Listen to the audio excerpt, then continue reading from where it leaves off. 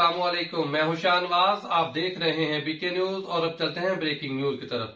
London में गुज़श्ता साल और इस साल के कबूतरों के टूर्नामेंटों की तकरीब इनामात का फंक्शन सलाव में मुनक्कद किया गया, जिसमें 10 टूर्नामेंटों के 150 इनामात दिए गए। तकरीब के ऑर्गेनाइजर उस्ताद चौधरी अवैस खुर्रम, रावी सिंह, राजा नासर, आसम कुरैशी, सुखी सिंह और राजा नईम थे। तकरीब में यूरोप और यूके से बड़ी तादाद में खिलाड़ियों और उस्तादों ने शिरकत की। मेहमानों का इस्तकबाल फूलों, हारों और ढोल की तप पर किया गया। तकरीब के मेहमान खुसूसी उस्ताद मास्टर जुल्फकार भुट्टो, हाजी कुर्बान, फैजी भट्ट, तजम्मुल सैन और साजिद जरगर थे। इन टूर्नामेंटों में हजारों पाउंड के अलावा ट्रॉफियां, शील्डें भी दी गई। मुख्तलिफ खानों के साथ मेहमानों को नवाजा गया। इस तकरीब को मैनेज उस्ताद बिल्ला, चौधरी खलील, यासर गुजर, नाजर खान, हबीब भट्ट, चौधरी नवीद और ग्यात मलक तशरीफ लाओ।